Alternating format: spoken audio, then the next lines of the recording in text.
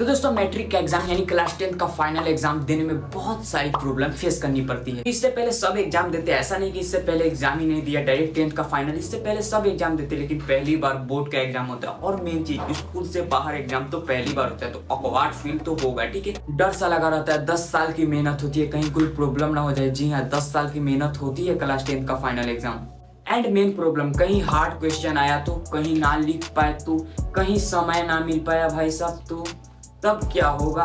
कहीं क्वेश्चन आ रहा है लेकिन हमारे पास टाइम ही नहीं मिल रहा है, बस उसको लिखने के लिए स्टार्ट किए तब तक कॉपी छीना गया। तो सो डोंट वरी, मैं हूं वारिस। मैंने जस्ट 2023 में फाइनल एग्जाम दिया है बोर्ड का। जी हाँ दोस्तों, मैट्रिक का फाइनल एग्जाम हमने दिया है, बिहार बोर्ड से दिया है, ठीक है। और हम एग्जाम देते वक्त ऐसा नोटिस किए 5 ऐसी गलती जो अक्सर बच्चे करते हैं, ठीक है। मैंने भी किया, ऐसा नहीं कि मैं पहले से जानता था, ठीक है, लेकिन आपको पहले से सूचित किया जा रहा है। हाँ दोस्तों, पहले से आपको बता दे रहे हैं कि ऐसा 5 गलती बताऊंगा जो आपको बिल्कुल नहीं करना है, ठीक है। वो होने वाला होगा, ठीक है, ऐसा लगेगा हो जाएगा, आपका टाइम बर्बाद हो जाएगा, लेकिन उससे बचना है। 5 ऐसी गलती जो आप जान गए एकदम एग्जाम में फोड़ दीजिए। तो जी हाँ, ये 5 गलती को आप माइंड में बैठा कर चलिएगा एग्जाम देने, क्योंकि ये बहुत कॉमनली मिस्टेक है, ठीक है। अक्सर हो जाते हैं, अक्सर कर लेते हैं लोग, ठीक है। तो ये 5 गलती आपको जानना एकदम जरूरी है। वीडियो पे क्लिक किए, समझिए एग्जाम में आपसे एक भी गलती नहीं होगी। जी हाँ, चलिए बात करें दोस्तों मिस्टेक नंबर 1 की। हमारी पहली गलती जो कि बहुत ही ऑकवर्ड सा है, ठीक है, बहुत ही थोड़ा अजीब सा लगेगा, लेकिन ये बहुत बच्चे कर देते हैं। वो क्या, हमने देखा है कि चीट लेकर जाते हैं। जी हाँ,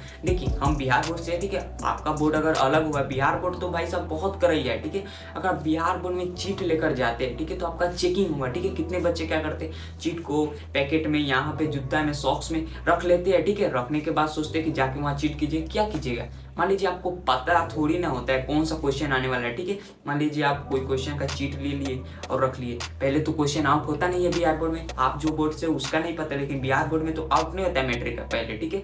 अब देखिए मैट्रिक का फाइनल का नहीं आउट होता है, ठीक है, बाकी ये सब सेंटम वगैरह का आउट हो जाता है, ठीक है। तो देखिए क्वेश्चन चीट नहीं ले जाना, ठीक है। सबसे पहली गलती चीट नहीं ले जाना, क्योंकि अगर आप चीट ले गए और पकड़ा गए तो बिना काम के जो आता था वो भी क्वेश्चन नहीं लिख पाएगा, क्योंकि आपको सस्पेंड कर दिया जाएगा 2-3 महीने का, बस आपका एग्जाम गया।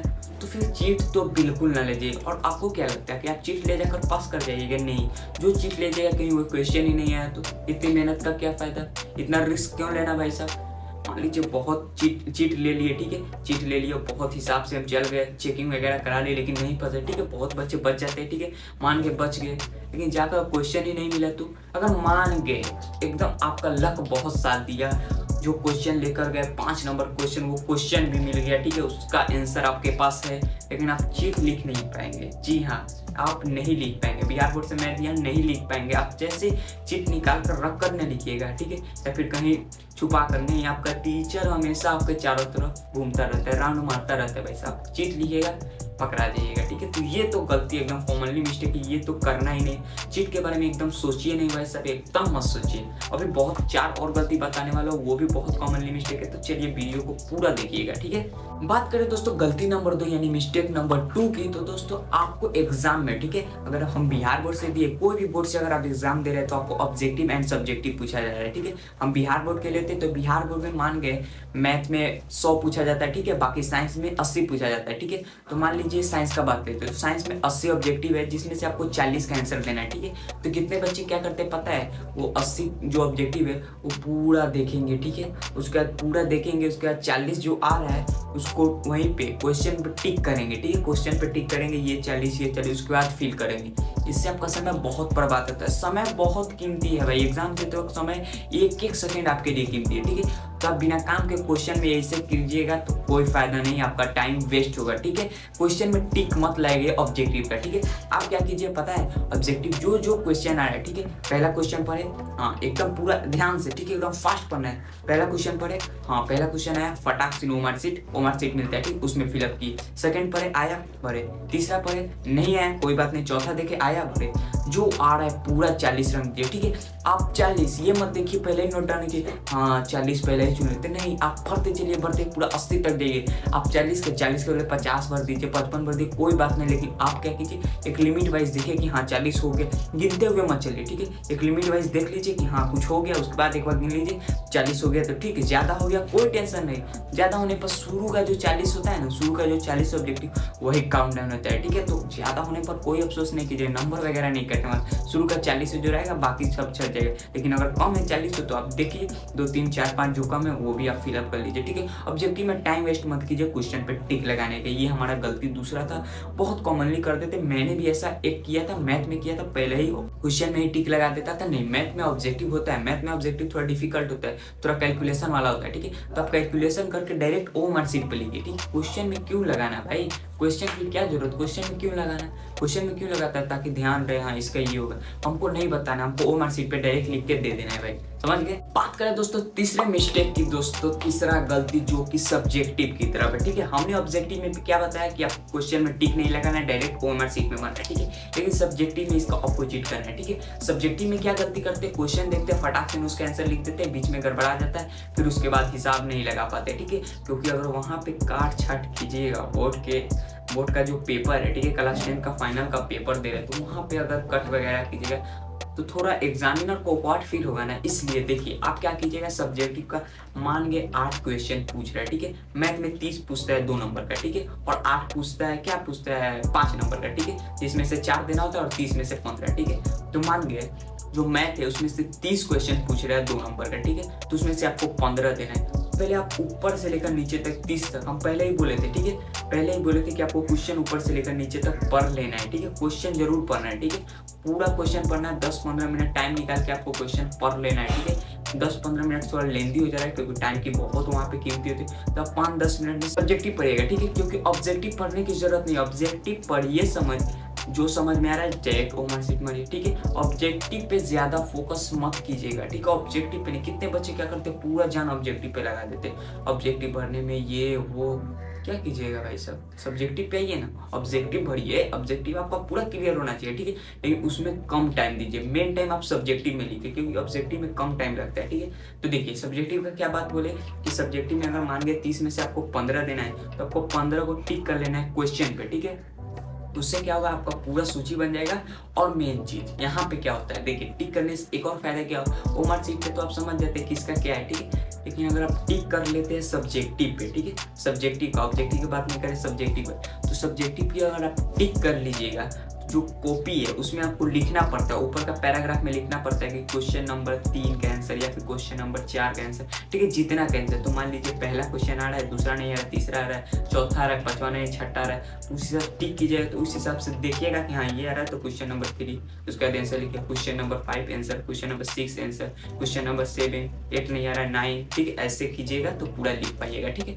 एंड मेन चीज, कितने बच्चे और क्या करते हैं कि जब देखिएगा समय बचने से मतलब 15 मिनट 30 मिनट पहले घंटी बजता है, ठीक है, वॉच तो नहीं ले जाना होता है, जी हाँ, घड़ी वगैरह नहीं ले जाना होता है, ठीक है, लेकिन समय से 15-20 मिनट पहले घंटी बजाया जाता है, ठीक है। उससे क्या होगा, बच्चों को सूचित किया जाता है कि आपके पास 15 मिनट 30 मिनट है, ठीक है। तो जब आपको सूचित हो, मान लीजिए आपके पास 30 मिनट है, ठीक है, अब 30 मिनट में आप देखिए जो 2 नंबर का क्वेश्चन है वो अभी 4-5 छूटा हुआ है, ठीक है, 2 नंबर का क्वेश्चन 4-5 छूटा हुआ है, ठीक है। और बात करें जो 5 नंबर का क्वेश्चन वो आ रहा है, ठीक है, वो 8 में से आपको 4 आ रहा है, लेकिन आप 2 नंबर पे ध्यान नहीं दीजिएगा। जी हाँ, अगर आपके पास समय नहीं है, आपके पहले तो हम पहले ही बोले कि समय पर बिल्कुल ध्यान दीजिएगा, एक भी क्वेश्चन नहीं छोड़ना है। लेकिन अगर आप समय नहीं बच रहा है, ठीक है, आप क्या कीजिएगा, मजबूरन समय नहीं बच रहा है जो आपकी गलती की वजह से होगा, ठीक है, ऐसे तो नहीं होना चाहिए। बाई मिस्टेकली ले लेते हैं, अगर समय नहीं बच रहा है, ठीक है, तो आपको क्या करना है, जो सब्जेक्टिव है वो 2 नंबर अगर 2-3 बच रहा है उसको छोड़िए, और 5 नंबर जो 4 आ रहा है उसको पूरा लिख दीजिए, ठीक है। 5 नंबर का पूरा 4 लिख दीजिए, क्योंकि 5 नंबर का अगर 4 लिखेंगे तो 20 नंबर का है,